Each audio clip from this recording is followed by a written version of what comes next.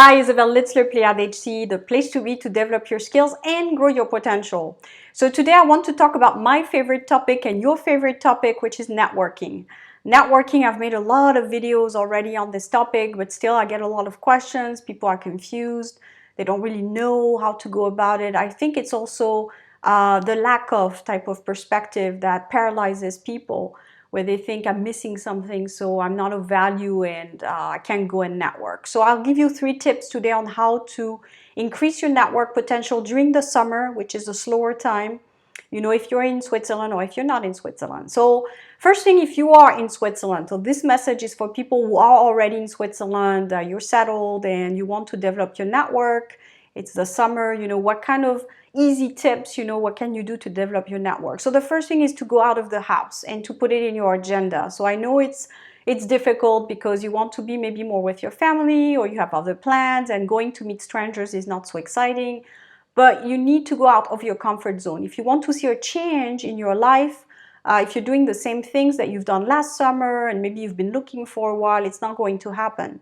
So really the first thing is to book something in your agenda once a week. So now you're going to say, well, is it better to go alone or with people? And I'm really, I would say, divided on the topic, because I noticed in my career the best meetups I had was when I was alone. Because the problem, if you go with someone, let's say a friend or someone who's also looking for a job, you're probably going to spend half the time talking to each other, because you're going to be worried and, okay, I know this person, so I'm going to focus on this person, and chances are you both come home with no network contacts at the end. That's my best bet. So it's not really a good idea to go to a network event with a person. The best thing is really to just go on your own. You know, at some point, again, as I said, if you want to have results, you know, you need to do something different. And one of which could be, one of your growth areas should be, you know, I need to work on my self-confidence, you know, and go to those events with poise and knowing that I'm going to meet at least one person. And usually in those kinds of events, they're quite welcoming. You know, they want everyone to participate. I always tell people, go to events where it's a passion of yours. Maybe it's a sport event or music event. At least you can talk about the topic, and then it leads into maybe a more interesting conversation in a job search setting. But don't go at it as, I need to get a job or I need to talk to a certain type of person, because you can be guaranteed that it's not going to happen the way you want, and it's rarely the case. So again, growth factor for you is to get out of your shell and really meet people. And if you feel that you need to work on this part, which is self-confidence, etc., then work on this first. But to get results in networking, you need to have that kind of visibility. So if you go to an event and you still haven't worked on the self-confidence, you don't know what you want, you don't even have a business card to give, it's not going to bring you a lot of results. You're just going to be seen as someone who's just there. You know, no one is going to talk to you, or no one is going to see value in talking to you. So that's number one, is build up what you need to build up to have value in a networking event. Number two is use different tools. So again, for the people that are in Switzerland, you have online now apps that can help you as well if you're more shy. For example, one of them that I use is Shaper. It's available for download, so you can just go through and see who you want to meet. You could even talk on Skype, so you don't even have to get out of the house, which is quite practical. So there's a lot of resources now to help with network. But again, meaning that you have done number one, which is you know what you want, you're confident, you present well. If you don't have those things, it's useless. No one is going to be interested in talking to you. So think about it when you go to an event. You know, who do you look at? You know, that's a good exercise. Next time you go out, even with your family, who are you going to look at in an event or in a social setting? Are you going to look at the person who's not well put together, no makeup, not very sure of himself or herself? Or are you going to look at the person who's the sharp dresser, who knows what they're saying, you know, who comes across as confident? All these things are key to be a good networker. So work on being a good networker first. And number three is keep those business cards to link up later on social media.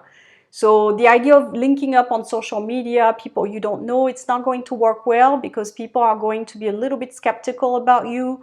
So I always recommend meet people first and then you follow up on social media. But they already met you in person, so the trust is a little bit more present. So now for people who are not in Switzerland, so let's say you want to develop your network, but you're in another country, I talked in my videos about the development sector being open to you as a non-EU, but not much else.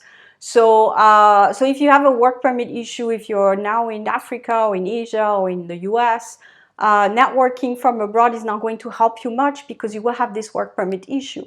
So the first thing you need to do is really come to Switzerland, maybe register to an event, book yourself up for a big conference in your field. You know, it's easy now. They have Schengen. You can come for a visit for a couple of days. You know, at least you meet people, maximum people in your industry in maximum days. And it's, I would say it's a average effort or lower effort for maximum gain, because you come maybe for 2 or 3 days in a conference, then you get maximum contacts. It's quite valuable for your time and money. Whereas, you know, if you come to Switzerland for a week and maybe you go to 2 dinners or 2 drinks, it's not going to be great as a return on investment. But really, you need to meet people. That's the thing. I mean, networking directly on social media is not going to be helpful. Now, with applications that are built for that, like Shaper, they really built for networking and people expect it. And there's this easy contact type of thing and people are willing to play the game, so to say. It's one way, it's a solution.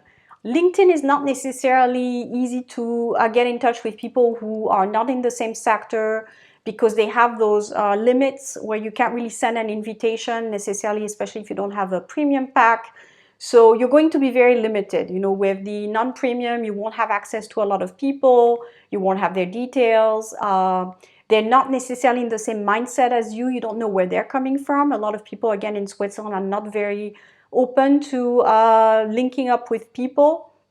So again, applications like Shaper, for example, and there's Bumble also in the United States, they really built for people on both ends who want to network. So the mindset is already there for easy connections, and there's not this wall that's built between people.